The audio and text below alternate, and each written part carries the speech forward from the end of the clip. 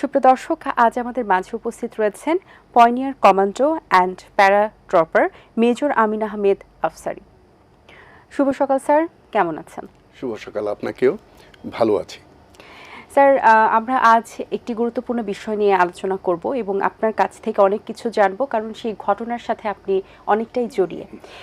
জাতিসংঘের শান্তিরক্ষা মিশন সমাপ্ত করে দেশে ফেরার সাথে 2023 সালে এই 25 ডিসেম্বর, যেটা আমরা পার করে আসলাম, এই দিনে 15 জন অফিসার শহীদ হয়েছিলেন এবং তাদের শ্রদ্ধার জন্য আমরা তাদেরকে আসলে শ্রদ্ধার সাথে এই মুহূর্তে স্মরণ করছি। এবং 22 বছর আগে এই ঘটনাটি ঘটেছিল। 25 ডিসেম্বর যেটি গেল সেটি 22তম হয়েছে, 21 বছর আগের ঘটনা। সেই ঘটনার একটু প্রেক্ষাপটটা জানতে চাই এবং ঘটনার তাৎপর্যটা আপনার কাছে জানতে চাই স্যার। ধন্যবাদ।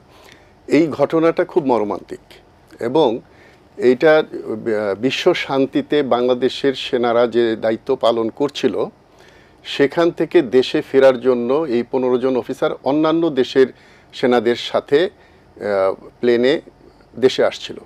তো সেটা আফ্রিকায় এটা দুর্ঘটনায় পতিত হয় এবং সেখানে আমাদের 15 জন অফিসার শহীদ হন। এই 15 জন অফিসারের মধ্যে বেশ কয়েকজন অফিসারের খুব করুণ ঘটনা আছে। যেমন মনে করেন বিয়ে করে গেছে, মাত্র ফার্স্ট টাইম আসছে, অথবা কারো বাচ্চা হলেও দেখতে আসছে, কেউ মাকে চিঠি লিখেছে যে আমি আসছি, এই অবস্থায় আছি। ঠিক সেই সময় এই দুর্ঘটনাটা ঘটেছে। তো 15 জন অফিসার এর আগে আর কখনো বাংলাদেশে একসাথে আমরা হারাইনি। এমনকি 71-এ মুক্তিযুদ্ধেও একদিনে 15 জন অফিসার শহীদ হননি। এমনকি যে এরপরে আমাদের বিডিআর হত্যায় এই 57-58 জন অফিসার মারা গেছে। এটার আগে 2003-এ হয়েছে এই ঘটনাটা। এবং এই যে আমাদের মৃত্যু, আমাদের যে অফিসাররা বা জওয়ানরা যে আত্মত্যাগ করে, এটা যে কোনো জাতি বীরকে যদি স্মরণ না করে তাহলে এই জাতি বীর হিসাবে প্রতিষ্ঠিত হতে পারে না। তো এইটা যখন 2003 সালে ঘটনাটা ঘটে, তো যখন ডেড বডিগুলো আসে স্টেডিয়ামে, আর্মি স্টেডিয়ামে জানাজা হয়, এয়ারপোর্টে সারা দেশের মানুষ একত্রিত হয়েছিল। কিন্তু ঠিক পরের বছরেই এটা সবাই ভুলে যেতে নিয়েছিল। ঠিক তখন আমরা রিদম কালচারাল সোসাইটি এবং রাওয়া, আমাদের যে retired arm forces officers welfare association, এর উদ্যোগে এবং এইচকিউর এবং এফডির সাপোর্টে আমরা প্রেস ক্লাবে 6 বছর এটার অনুষ্ঠান করি, তাদেরকে স্মরণ করি। এবং একজন মা আছেন, ক্যাপ্টেন আরিফের মা, তার একটাই ছেলে ছিল, সেও কমান্ডো ছিল আমার মতো, সে মারা গেছে। এখন আমাদেরকেই উনি ছেলে মনে করেন। এবং স্মরণ যতটুকু না করি, কিন্তু আমাদের ভুলে গেলে হবে না যে সারা পৃথিবীতে বিশ্ব শান্তিতে বাংলাদেশের ভূমিকা কিন্তু অনন্য। আমাদের দেশের অবস্থা বা দেশে যেভাবেই থাকি না কেন, আন্তর্জাতিক ক্ষেত্রে বাংলাদেশ সশস্ত্র বাহিনীর ভূমিকা বরাবরই 1 নম্বরে থাকে, কখনো 2, খুব কম সময় তারা এই 1 নাম্বার থেকে সরে আসে। তো আমি এখানে স্মরণ করতে চাই এই 15 জন অফিসার সহ সারা বিশ্বে আমাদের এখনও বর্তমানে এই যে লাস্টে 6 জন মারা গেল, যে শহীদ হলো অ্যাবেইতে, এই সুদানে, সেখানে 9 জন আহত হয়েছে, 6 জন শহীদ হয়েছেন। এটা সর্বশেষ ঘটনা গত 13 ডিসেম্বর। তো এভাবে আমরা দীর্ঘদিন যাবৎ শান্তির জন্য আত্মত্যাগ করে যাচ্ছি। এই যে আত্মত্যাগ করে যাচ্ছি, এরা কিন্তু সব সার্ভিসে আছে। আমি কিন্তু রিটায়ার্ড, এবং রিটায়ার্ড এই সশস্ত্র বাহিনীর সদস্যদেরকে বলা হয় ভেটারান। এবং ভেটারান একটা অর্গানাইজেশন আমরা এখন রেইজ করছি। আগামীতে আমরা এই ভেটারান অর্গানাইজেশনের মাধ্যমে এদেরকে স্মরণ করব এবং এদের যে আত্মত্যাগ, এটা মিডিয়ার মাধ্যমে সকলের মাঝে উৎসাহ এবং তাদের যে উদ্দীপনা, সেটাকে জিয়ে রাখার জন্য আমরা চেষ্টা করে যাব। স্যার, সিয়েরা লিওন এবং লাইবেরিয়ার জাতিসংঘ শান্তিরক্ষা মিশনে যে উদ্দেশ্যটা ছিল কি, সেই উদ্দেশ্যটা সম্পর্কে একটু জানতে চাই, এবং প্লাস সেখানে আসলে বাংলাদেশ কিভাবে সেখানে ভূমিকা রেখেছে। সেখানে এই যে বিভিন্ন দেশের যে গৃহযুদ্ধ হয়, বর্ডার ডিসপিউট, তারপর নানা রকম যে সমস্যা তৈরি হয়, এমনকি কম্বোডিয়ায় আমরা নির্বাচন করে আসছি, ওখানে নির্বাচনের জন্য দায়িত্ব পালন করেছে আমারই ইউনিট ছিল তখন, 3rd বেঙ্গল মাইনো টাইগার্স, তারা ওখানে। এবং কোনো দেশে যে রাস্তাঘাট তৈরি করা, হ্যাঁ, যে প্রশাসনিক যে কাজ, এগুলো ওই দুষ্কৃতিকারী বা যারা আর্ম থাকে তারা করতে দেয় না, তখন এই ইউএন মিশনে যারা যায় তাদের সাপোর্টে কিন্তু এই রাস্তাঘাট, যেমন আমাদের হিল ট্রেক্সে যেভাবে সশস্ত্র বাহিনীর পাহারায় অ্যাডমিনিস্ট্রেশন চলে, অন্যান্য কাজগুলো চলে, ঠিক সেই রকম একটা যুদ্ধের পরিবেশে কিন্তু তাদেরকে জীবনযাপন করতে হয়। যে একদম সম্প্রতি 6 জন যে ইয়ে করলো, তারা ড্রোন অ্যাটাকে মারা গেছে, তারা সরাসরি না, দূরে থেকে ড্রোনে অ্যাটাক করে তাদেরকে হত্যা করা হয়েছে। সো তারা কিন্তু মাত্র 1 সপ্তাহ বা 1.5 সপ্তাহ আগে কিন্তু ওই ইউনিটটা ওখানে গিয়েছিল। পুরনো ইউনিট আসছে, নতুন ইউনিট গিয়েছে, এরকম একটা আক্রমণের মধ্যে তারা পড়েছে। সো কোথাও খুব শান্তিপূর্ণ জায়গায় তো আর শান্তির জন্য কেউ যায় না, সব জায়গায় অশান্ত। এই জন্য আমরা বলি এই অশান্ত পৃথিবীতে বাংলাদেশ সশস্ত্র বাহিনীর ভূমিকা এটা স্মরণীয়, এটা স্মরণ করতেই হবে। এবং এই দিবসটি কিভাবে পালন করা হয়ে থাকে?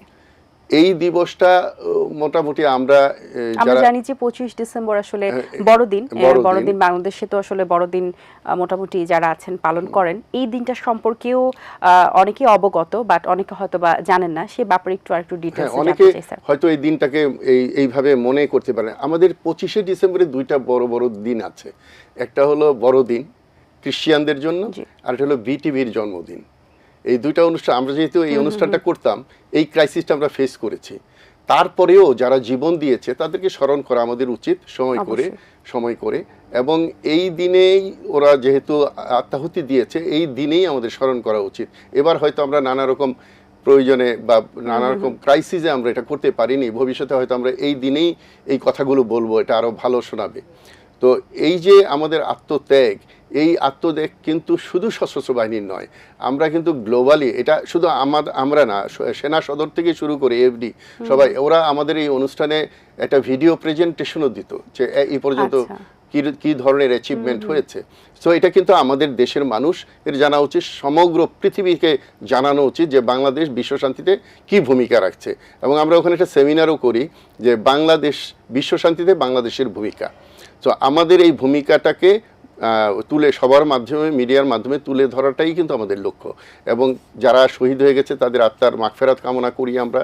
এবং আমরা যদি এইটুকু না করি তাহলে ভবিষ্যতে কিন্তু বীর তৈরি হবে না। তারা বীরত্ব গাথা কাজে যারা যাবে, তারা যখন জানবে পুরো জাতি আমাদেরকে স্মরণ করে। যেমন এই যে কয়েকদিন আগে হাদি আত্মাহুতি দিল, হাদিকে গুলি করে মারা হলো, তাই না? তাকে আমরা সারা বাংলাদেশ স্মরণ করছি।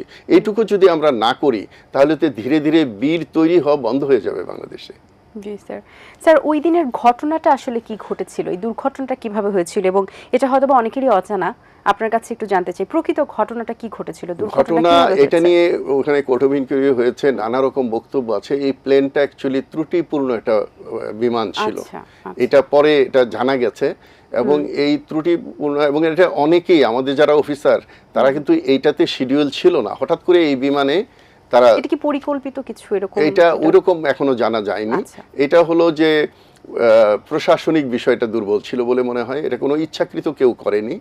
এবং হয়তো ওই বিমানটাকে পাঠালে হয়তো খরচ কম হবে, খুব সামান্য কারণ, কিন্তু অনেকগুলো জীবন এখানে, কিন্তু অন্যান্য দেশেরও অনেক অফিসার ছিল, আরও অনেক অফিসার ওখানে মারা গেছে। ওখানে বেনিনে ওখানে তারা একটা জায়গাকে স্মরণ করার জন্য ওখানে একটু চিহ্নিত করে রাখা হয়েছে। সো এটা পুরোপুরি একটা দুর্ঘটনা, মানে বিমান দুর্ঘটনার কারণে হয়েছে। কিন্তু আমরা স্মরণ করছি কারণ যারা এটাতে আত্মাহুতি দিয়েছে তারা সবাই শান্তির জন্য ওখানে গিয়েছিলেন, তাদের জীবন চলে গেছে। সো তাদেরকে আমরা স্মরণ করা আমাদের জন্য খুবই গুরুত্বপূর্ণ।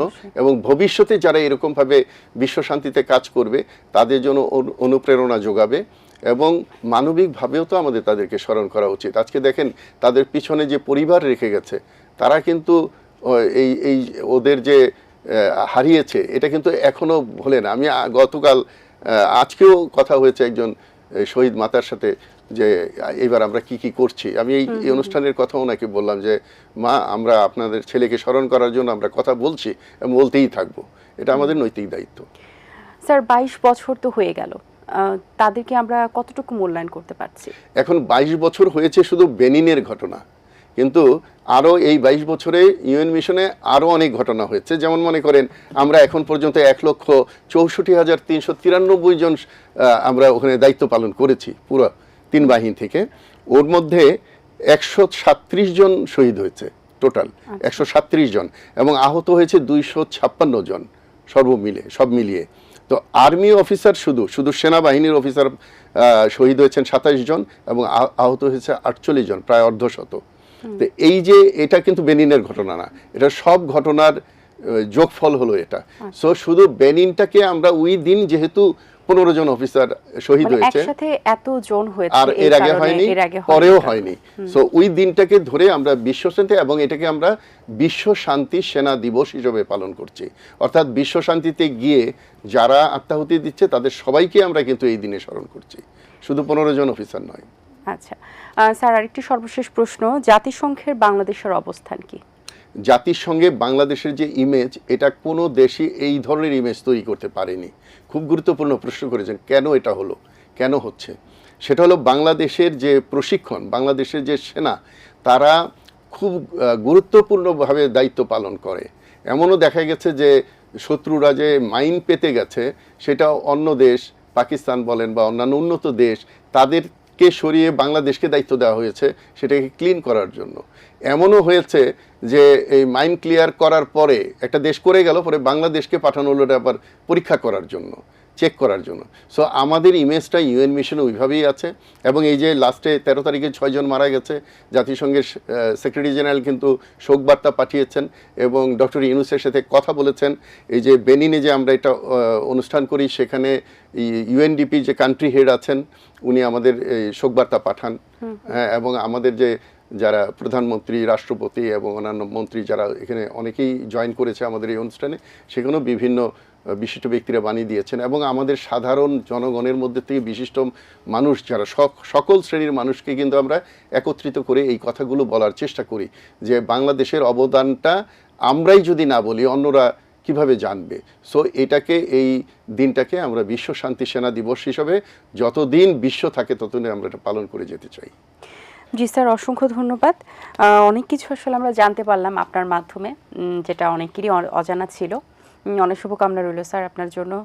যাবার আগে দর্শকদের উদ্দেশ্যে যদি কিছু বলতে চান। আমি দর্শকদেরকে বলতে চাই, শ্রদ্ধেয় দর্শক শ্রোতা এবং দেশের মালিক জনগণ, আপনারা এই যে বীররা চলে গেল, বীররা চলে যায়, তাদেরকে ভুলে গেলে চলবে না।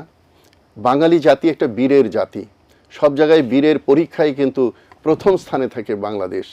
তো আমি এই আজকে আমাদের এই ছোট্ট পরিসরে যে অনুষ্ঠানটা এই শহীদদের স্মরণে আমরা করতে পেরেছি, তার জন্য এটিএন বাংলা এবং আপনাকে সবাইকে ধন্যবাদ জানাচ্ছি। স্যার ভালো থাকবেন। দর্শক, আশা করছি আজকের আয়োজন ভালো লেগেছে। আজ এই পর্যন্তই, দেখা হবে আগামী পর্বে নতুন কারোর সঙ্গে। সেই পর্যন্ত ভালো থাকুন, সুস্থ থাকুন এবং এটিএন বাংলার সাথেই থাকুন। আল্লাহ হাফেজ। দিন আসে দিন যায়, সময়টা চলে যায়, তবু আছি এই বেশ ভালো। জীবনটা রঙময়, যেভাবেই হওয়া চাই, নয় কভু সাদা কালো। এই আশাতে স্বপ্ন ভাসে, সুখ হাসে চোখে মুখে, চায়ের চুমুকে, চায়ের চুমুক।